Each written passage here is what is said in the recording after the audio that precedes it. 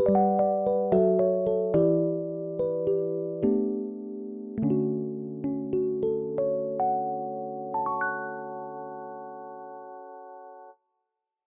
계속해서 부활장에 연속되는 말씀 가운데 하늘에 속한 형상, 다시 말하면 부활 후에 변화되는 몸에 대하여 사도 바울이 고린도 교회 성도들에게 권고하는 그런 말씀을 함께 나누고자 합니다. 우리가 살아가는 지금 21세기 현대에는 과학이 앞으로 물론 더 발달되는 부분이 없지는 않겠으나 그야말로 가장 발달된 그런 이제 문화 또 과학의 세계 속에 우리가 지금 살아가고 있습니다. 참 마음만 먹으면 못할 게 없다라는, 어떻게 보면은 가능성적인 또 희망적인 부분이기도 하지만 때로는 두려운 그런 생각도 없지 않아 듭니다.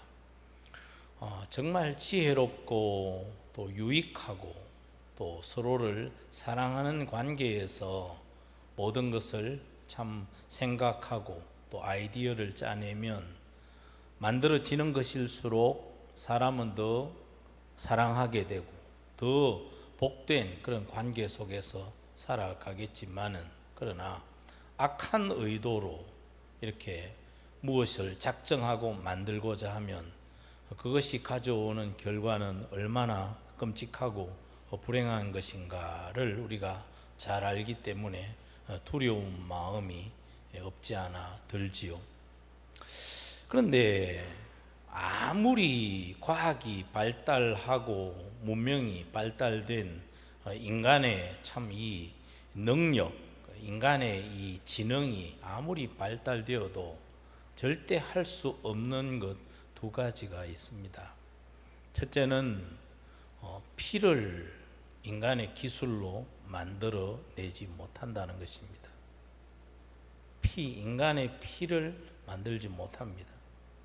절대 만들 수 없다는 것을 왜 그렇게 우리가 자신 있게 말할 수 있느냐? 피는 곧 무엇입니까? 생명입니다. 생명의 영역은 인간의 영역이 절대 아니죠. 그렇기 때문에 인간이 절대 피를 만들어내지 못합니다. 같은 의미의 두 번째 불가능한 것도 있습니다. 우선 죽음을 절대 해결 못한다는 것입니다. 그것도 또한 누구의 영역입니까? 하나님의 영역입니다. 죽음은 무엇입니까? 하나님께서 흙으로 인간을 만들었고 거기에다가 코에다가 숨을 불어 넣음으로 살아있는 존재, 생명체가 되었습니다. 죽음이라는 것은 하나님의 영역입니다. 사람을 처음부터 창조하시니가 하나님이시기 때문에 살게 하시는 이도 하나님이시지만 사람의 생명을 거두어 가시는 그 일 또한 하나님의 영역입니다. 그렇기 때문에 사람들은 절대 죽음을 해결할 수도 없고 죽음을 뛰어넘을 수도 없는 것이죠. 사람들은 죽으면 끝이 아니겠나? 오늘 성경에도 그런 질문으로 시작이 됩니다. 사도 바울은 이미 32절에 그런 말씀을 했습니다. 죽음이 끝이라고 한다면, 여기는 성경이 그렇게 말씀하죠. 죽은 자가 다시 살아나지 못한다면 어떤 현상이 일어날 것인가? 죽음이 끝이다. 그러면은 반드시 두 가지의 현상이 나타납니다. 장래가 없다, 사람이 죽으면 끝이다 하기 때문에 여기 성경 32절에도 말씀하고 있는 것처럼 내일 죽을 터이니 뭐 하자 그럽니까? 먹고 마시자 하리라. 뭐 중심의 삶을 살게 된다는 것입니까? 보이는 이 육체 중심의 삶을 살아가게 된다는 것이죠. 그것뿐만 아닙니다. 순간적인 쾌락, 찰나를 위해서 모든 것을 다 삽니다. 이후에는 없다. 내일이 없는 것이죠. 그렇기 때문에 만약에 사람이 죽음으로 끝이 난다면 이런 사람들은 막 사는 것입니다. 왜? 죽으면 끝인데, 죽으면 심판도 없고, 죽으면 지옥도 없고, 죽으면 천국도 없기 때문에 그저 오늘 눈에 보이는 것, 오늘 내가 원하는 이 삶을 사는 그야말로 짐승과 다를 바가 없는 그런 인생을 살아가게 되는 것이죠. 그러나 짐승과 사람은 하나님께서 다르게 창조하셨습니다. 유인은 원숭이가 자꾸 이렇게 진화되어서 고등한 인간이 된 게 아니고, 그러면은 고등한 인간도 진화의 한 과정이겠죠. 그렇죠? 그럼 훨씬 더 월등한 인간의 모습으로 진화되어 가야 하지만, 요즘 진화론자들이 예전에도 그렇습니다만은 질문에 답을 해내지는 못하는 게 뭡니까? 중간 과정에 대한 증거물을 내놓지 못하는 것입니다. 중간 과정, 원숭이, 오랑우탕, 이런 것이 사람이 되어오는, 요게 5%에 진행된 것입니다. 10% 진행된 것, 30%, 67%, 85% 이런 것을 만들어 제시하지를 못하는 것이죠. 아마 그러지 않았을까? 오랜, 그러니까 이 지구, 우리가 살아가는 이 우주의 나이를 수억만 년으로 잡을 수밖에 없습니다. 그 정도 오래, 우리가 알 수 없는 수많은 시간이 그렇게 지나오면서 조금씩 변화되어서 온 것이 아닐까, 그런 생각을 하지요. 그래서 사람들은 죽으면 끝, 죽음에 대한 해답을 가지고 있지 못하기 때문에 죽음을 굉장히 두려워합니다. 그 두려워하는 현상으로 뭐가 나타났느냐? 사람들은 안 죽으려고 애를 쓰는 것이죠. 어떻게든 오늘이 계속, 내일도 그냥 오늘처럼 죽지 않고 계속 이제 사는 존재가 되기를. 그래서 옛날에 중국의 진시황처럼 안 죽으려고 그렇게 몸부림치지만, 그러나 그것은 말 그대로 그냥 몸부림일 뿐이죠. 더 이상 다가오는 죽음의 그 한계를 뛰어넘을 수는 없습니다. 또 노력하는 것이 뭔가 하면은 이제 윤회, 이런 것을 자꾸 이제 생각을 하는 것이죠. 한 6세기 경부터 인도에서 이 윤회설이 이제 만들어지게 되었다고 하죠. 그래서 대개 보면은 이제 윤회설, 환생 이런 것을 주장하는 사람들이 주로 섬기는 신이 태양신입니다. 태양신. 해가 떨어지면 이렇게 죽는 것처럼. 근데 죽었는가, 끝났는가 했는데 아침이 되면 또 새로운 해가 떠오르죠. 이것처럼 우리도 자꾸 이렇게 윤회하는 것이 아닐까. 그래서 이 생을 잘 살면 다음 생애를 훨씬 나은 삶으로 그렇게 태어날 수가 있지만, 지워진 이 삶을 잘 못 살면 다음 생에는 더 불행한 존재로, 그러니까 그 사람들은 오늘을 살아가는 이 현실을 업이라고 생각합니다. 예전에 내가 그렇게 살았기 때문에 오늘이 있을 수밖에 없다. 오늘을 살아가는 데 있어서 그 현재를 벗어나려고 애쓰지 않습니다. 왜냐하면 과거의 내 죄나 과거의 내 삶, 전생의 삶이 잘못되었기 때문에 오늘의 결과가 주어졌다, 그렇게 생각을 하는 것이죠. 참 어리석은 삶을 살게 되는 것이죠. 오늘날도 마찬가지입니다. 여러분, 세상에 이 21세기 첨단 과학의 시대를 살아가는데도 사람들은 어떤 경우에는 죽음이 끝이다, 죽음 뒤에는 아무것도 없다, 부활도 없고 천국도 없지만 지옥도 있을 수 없다, 그런 생각을 하면서 살아가죠. 그러니까 결국 뭘 모른다는 것인가 하면 자신을 모르는 것이죠. 내가 어디로부터 왔는지, 그러니까 자기가 어디로부터 왔고 어떠한 삶을 살아야 할 그런 존재, 가치가 있는 존재인가. 요즘 우리 새벽으로 말씀을 나누지 않습니까? 정말 모든 세상에 존재하는 것은 하나님의 특별한 계획과 섭리에 따라서 너는 거기에서 나의 복을 누리며 영광을 드러내라고 하나님이 정해주신 모든, 그야말로 정해준 정말 소중하고 복된 사명, 영역이 있는 그런 존재, 우리를 그렇게 하나님이 살게 하시거든요. 그런데 자신이 어디서 와서 무엇을 하며 살아가고 어디로 가야 할지를 알지 못하기 때문에, 이거는 근본적으로 무엇을 알지 못하는 데 오는 결과인가 하면 하나님을 모르는 것입니다. 하나님을 알지 못하면 자기를 절대 알 수가 없는 것이죠.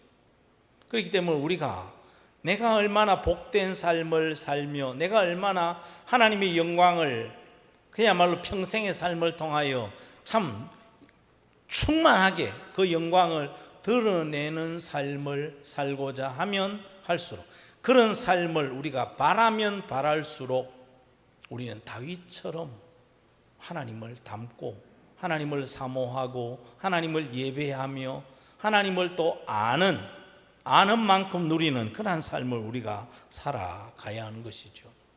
오늘 성경에 있어서 바로 이런 질문, 두 가지 질문으로 오늘 말씀이 이어지는 것을 볼 수가 있습니다. 물론 32절에서 한 그 말씀이 계속 연속되는 부분이죠. 우리가 지금 부활장 안에서의 말씀을 다루고 있기 때문에 35절 한 절 속에는 두 개의 질문, 보통 부활을 믿지 않는 사람들이 하는 이런 질문들이 있다는 것이죠. 같이 한번 읽어보도록 하겠습니다. 35절입니다. 시작. 누가 묻기를 죽은 자들이 어떻게 다시 살아나며 어떠한 몸으로 오느냐 하리니. 이런 사람들이 있다는 것이죠.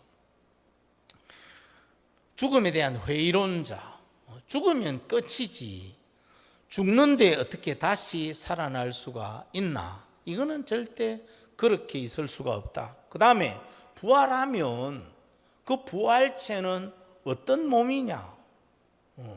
그것을 우리에게 알려달라. 그러면 우리가 부활을 믿겠다. 이런 생각과 말을 주장하는 사람들이 있다는 것이죠. 오늘날도 마찬가지입니다. 부활은 없다. 우리가 믿음의 삶을 살면서도 과연 부활하게 된다면 부활한 우리의 몸은 어떤 몸일까에 대해서 아직까지도 이 확고한 성경적인 답변과 생각을 가지지 못하고 그냥 죽은 자의 그 다시 살아남이 그냥 육체가 그냥 겨우 살아나는 것, 그 정도로만 생각하는 그런 생각에 머물러 있는 이들이 있죠. 오늘 성경은 그 부분에 대해서 명확하게 답을 주고 있습니다. 사도 바울은 고린도 교회 안에도 밖에서도 역시 어떻게 부활이 있을 수 있냐, 부활한다면 부활체는 어떤 몸이냐, 여기에 궁금해하는, 믿지 않는 이들이 있을 것인데 사도 바울은 쉽게 얘기합니다. 그 하나가 시라는 것이죠. 시. 자, 한번 36절, 37절 두 절을 한번 읽겠습니다. 시작. 어리석은 자여, 네가 뿌리는 씨가 죽지 않으면 살아나지 못하겠고, 또 내가 뿌리는 것은 장래의 형체를 뿌리는 것이 아니요 다만 밀이나 다른 것의 알맹이 뿐이로되. 여러분, 그 부활하는 것에 대해서 하나님은 아주 쉽게 우리의 일상생활 속에 그 모든 것을 발견할 수 있도록 해 놓으셨다는 것이죠. 우리가 씨를 뿌립니다. 그런데 그 씨가 다시 그야말로 살아나려면 뭐 해야 합니까? 땅에 들어가서 썩어야 합니다. 그런데 분명히 썩는데 그 씨 속에 뭐가 들어있습니까? 생명이 들어있습니다. 분명히 씨앗을 심었는데 그 씨가 썩었습니다. 그러면 끝난 것이다. 부활이 없다라는 사람들은 거기에서 거쳐야 됩니다. 그런데 죽은 것 같았는데 그 속에 생명이 있었기에 그것이 다시 싹이 나서 다시 우리에게 보여지게 될 때는 씨가 가지고 있는 형체와는 전혀 다른 형체로 나타나게 되는 것을 우리가 일상생활 속에서 보지 않느냐. 꽃도 마찬가지고 채소도 마찬가지고 다른 씨를 가지고 있는 모든 것들도 분명히 자그마한 씨를 심었는데 거기에서 그야말로 씨와는 수억 배가 되는 만큼 어마어마한 크기의 나무가 되는 경우도 있고 꽃을 피우는 경우도 있고 풀이 되는 경우도 있다는 것이죠. 자, 한번 보시죠. 이제 38절, 39절 두 절을 읽겠습니다. 시작. 하나님이 그 뜻대로 그에게 형체를 주시되 각 종자에게 그 형체를 주시느니라. 육체는 다 같은 육체가 아니니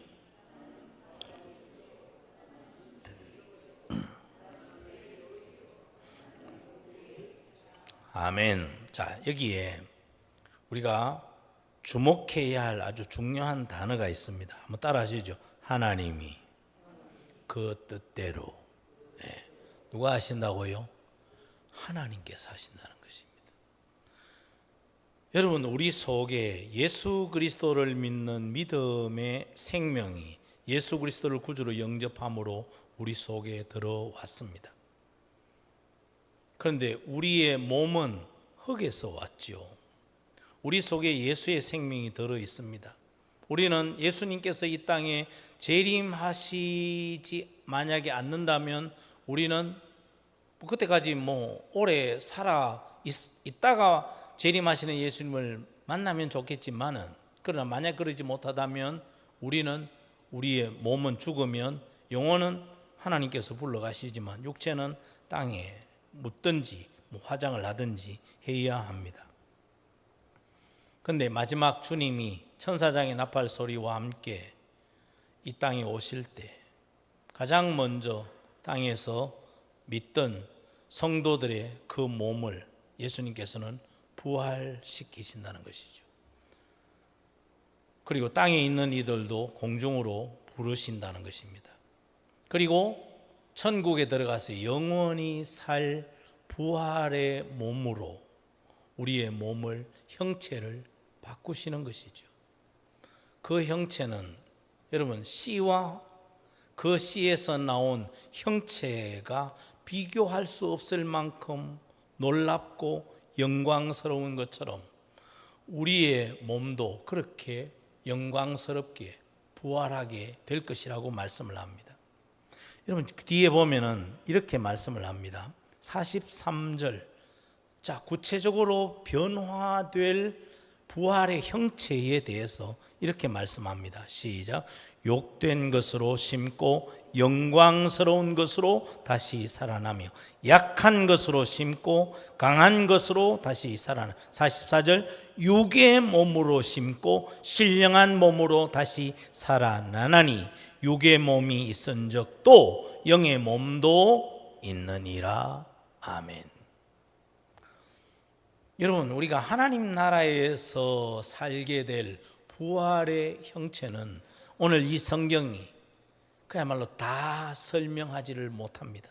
아주 중요한 부분만 말씀합니다. 이 말씀만으로도 충분합니다. 영광스러운 몸, 그리고 강한 몸, 그리고 신령한 몸. 여러분, 하나님의 나라에 가면 약한 것이 없습니다. 그야말로 최상의 강함으로, 그리고 부족함이 없습니다. 가장 영광스러운 모습으로, 그리고 추하거나 쇠한 육체의 이런 형체가 아닌 가장 신령한 몸으로 시공간에 전혀 장애를 받지 않는 그런 몸으로 우리가 변화된다는 것이죠. 그런데 이것을 누가 하신다는 것입니까? 방금 읽은 38절에 누가 하십니까? 하나님께서 하신다는 것입니다. 자, 여러분, 우리가 하나님이 어떤 분이신가라고 할 때 가장 성경이 하나님에 대해서 확실하게 제일 먼저 소개하고 있는 하나님은 어떤 분이시라고 소개하십니까? 창조주이십니다. 창조주.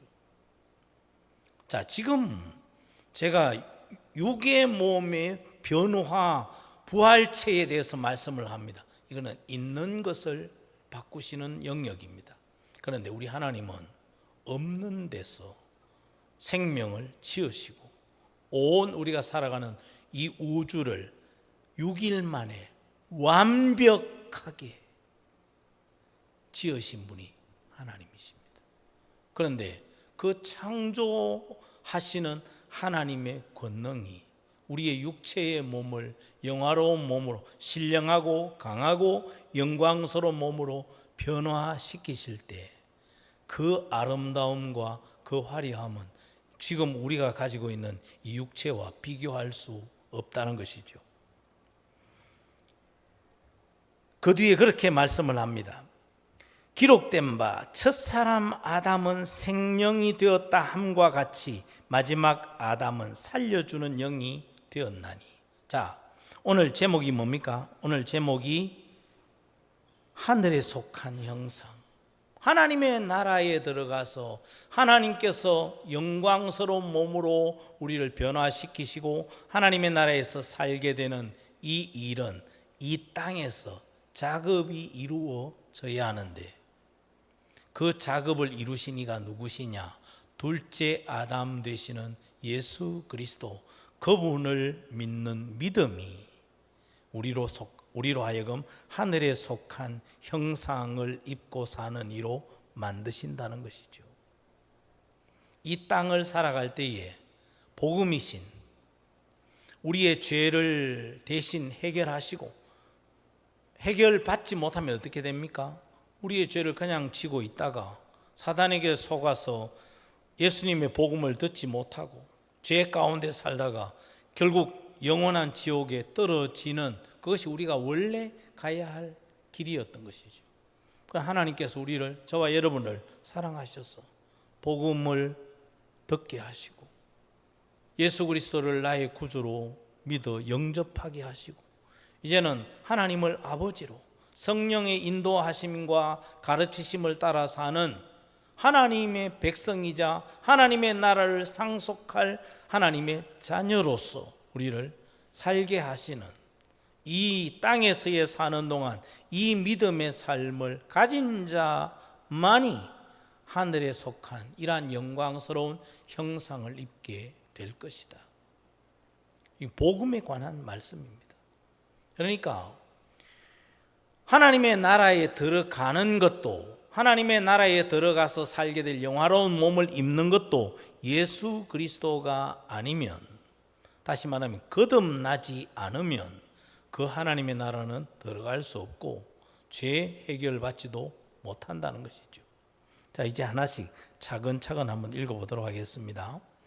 45절에서부터 48절까지 읽겠습니다. 45절에서 시작. 기록된 바 첫사람 아담은 생명이 되었다 함과 같이 마지막 아담은 살려주는 영이 되었나니. 그러나 먼저는 신령한 사람이 아니요 육의 사람이요 그 다음에 신령한 사람이니라. 첫 사람은 땅에서 났으니 흙에 속한 자이거니와 둘째 사람은 하늘에서 나셨느니라. 무릇 흙에 속한 자들은 저 흙에 속한 자와 같고 무릇 하늘에 속한 자들은 저 하늘에 속한 이와 같으니.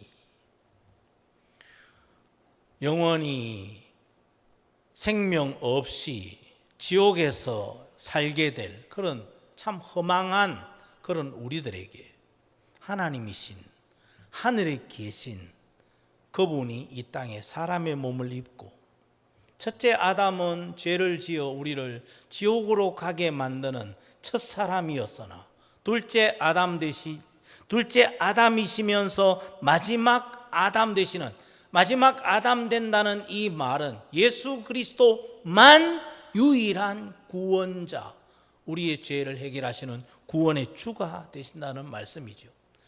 그 예수님은 이전에도 오신 일이 없고 이후에도 오실 일이 없고 지금 우리나라에도 허경영 같은 사람, 뭐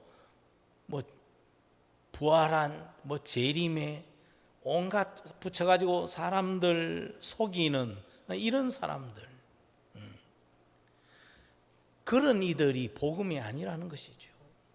구약에서 예언되었고 신약에 그대로 오셔서 우리의 죄를 대신 십자가에 지고 죽으셨으나 하늘에서 하나님이신 그분으로 오셔서 사람의 몸을 입고 사셨지만은 사망의 권세도 뛰어넘으시고, 그러나 흠없는 완전한 사람이 되셔서 우리의 죄를 해결하실 분은 사도행전 4장 12절이 말씀하고 있는 것처럼 다른 이로서는 구원을 받을 수 없나니 천하 인간의 구원을 받을 만한 다른 이름 주신 일이 없느니라.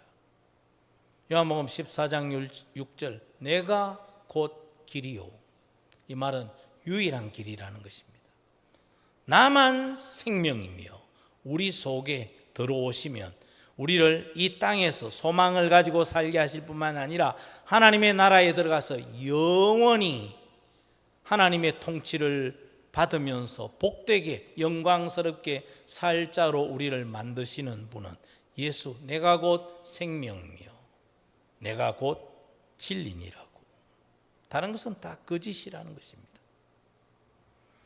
그 예수 그리스도를 이 땅에 살면서 그 예수 그리스도를 영접한 사람만이 하나님의 나라에 들어가서 영광스럽게 살 하나님의 변화시켜 주시는 형상의 옷을 입게 된다고 말씀을 하고 있지요.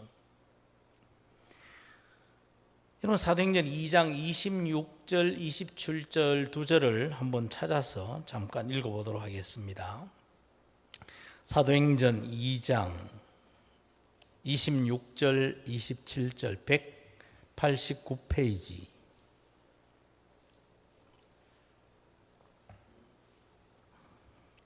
자, 찾으셨으면 2장 26절 27절 두 절을 읽겠습니다. 시작.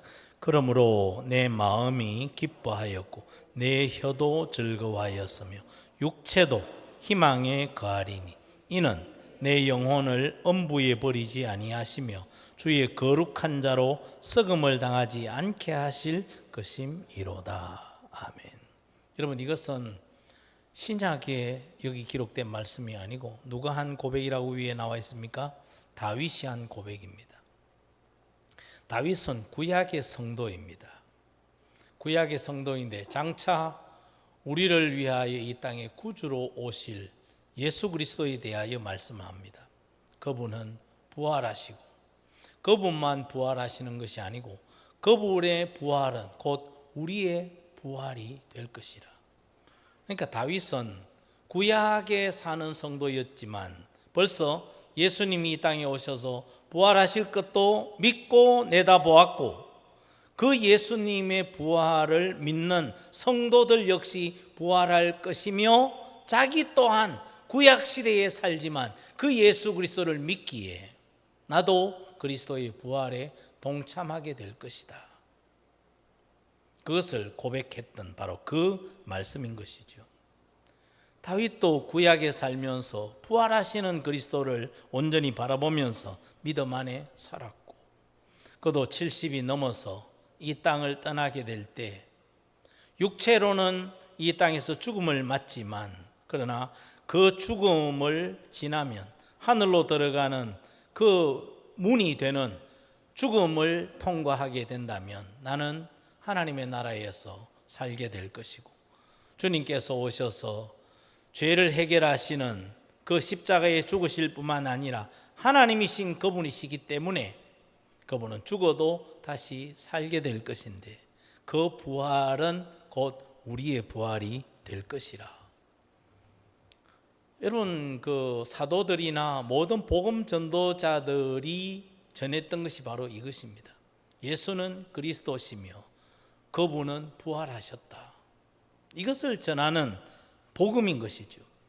그래서 아담의 후손으로 우리가 이 땅을 살아가지만, 그러나 우리는 다시 둘째 아담이자 마지막 아담 되시는 예수 그리스도를 믿어야 우리도 이 그리스도의 부활, 그리고 부활의 영화로운 몸을 우리는 힘입고 하나님의 나라에 들어가 살게 될 것을 사도 바울은 고린도 교회 성도들, 특히 죽음이 끝, 부활이 없다, 부활이 어떻게 있을 수 있느냐, 그래서 그들에게 아주 쉬운 것으로 그들을 가르치고, 그리고 예수님을 분명하게 믿는 이 믿음이 있을 때 우리는 하나님의 나라에서 영생하며 사는 하늘에 속한 형상으로 살게 될 것을 가르쳐 주었던 것이죠.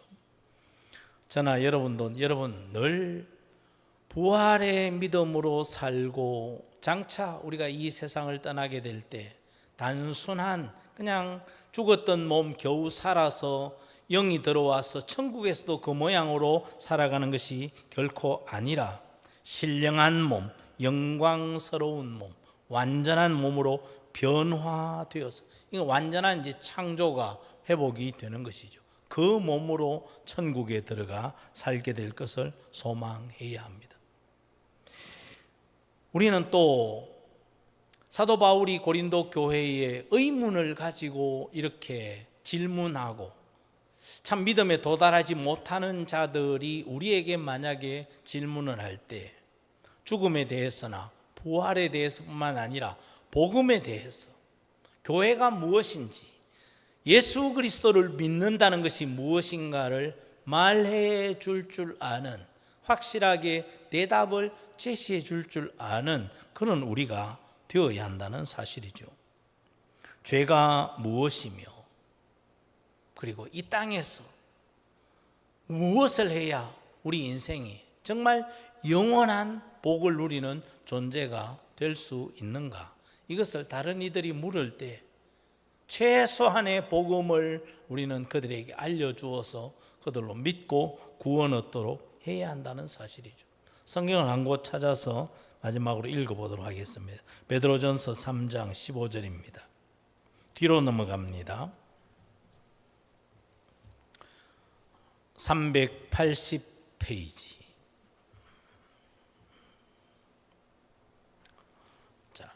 베드로전서 3장 15절 한 절만 읽습니다. 시작. 너희 마음에 그리스도를 주로 삼아 거룩하게 하고 너희 속에 있는 소망에 관한 이유를 묻는 자에게는 대답할 것을 항상 준비하되 온유와 두려움으로 하고, 그렇게 말씀을 합니다. 우리가 먼저 믿음 안에 서 있고 하늘에 속한 형상으로 덧입게 될 소망을 가지고 우리가 사는 것, 이거는 정말 반드시 해야 할 일이고, 그걸 아울러 하면서 또 다른 하나는 우리의 소망에 대해서, 왜 예수님을 믿느냐, 왜 예수여야 하냐, 예배가 무엇이며 성경이 무엇인지, 그것을 다른 이들이 물을 때 항상 대답할 것을 준비해서 그들에게 대답을 하되 온유와 두려움으로 하라. 온유와 두려움으로 하라는 이 말은 자신을 믿음 안에 견고하게 세울 뿐만 아니라 내 속에 있는 생명, 내 속에 있는 믿음이 그 속에 전달되어지기를 사랑하고 바라는 마음으로 하는 것이 온유인 것이죠. 우리는 우리에게 임한 이 복음의 은혜, 늘 우리가 말씀 중심으로 항상 깨닫고 우리 자신을 준비하며 사는, 그래서 그냥 잘 모르는데도 아는 것처럼 사는 이런 이가 아니라 성경을 통하여서 우리에게 가르쳐 준 바를 확신하는 이 믿음 가지고 우리가 살아가야 합니다. 우리가 그렇게 살 뿐만 아니라 사도 바울처럼 고린도 교회 성도들 가운데 뭔가 불완전한 모습으로 물을 때 우리도 우리 주변의 사람들에게도 바로 이 복음에 대해서, 죄에 대해서, 그리고 죽음이 무엇인지, 왜 믿어야 하는지 이것을 말해줄 줄 아는 그런 우리가 되어야 하는 것이죠. 여러분, 우리가 아무리 발달된 세상에 살지만 사람으로서는 우리에게 당면한 문제를 스스로 뛰어넘을 수가 없는 존재입니다. 하나님의 은혜, 하나님의 도우심이 아니면 우리는 죄에서 벗어날 수도 없고 영화로운 몸으로 변화될 수도 없는 것이죠. 늘 말씀 속에서 길을 찾고 말씀 속에서 답도 얻고 말씀 속에서 남은 날들을 어떻게 살아야 할지를 잘 깨닫는 지혜가 저와 여러분에게 있어서 정말 하루하루 정말 값지게 살고, 그리고 이 세상이 끝이 날 때 하나님의 나라에서 살게 될 것을 소망할 뿐만 아니라 영화로운 몸으로 영광스러운 하나님의 나라에서 변화되어 살 것을 늘 소망하며 기쁨으로 사는 저와 여러분들 모두가 되시기를 주의 이름으로 축원합니다. 기도드리겠습니다.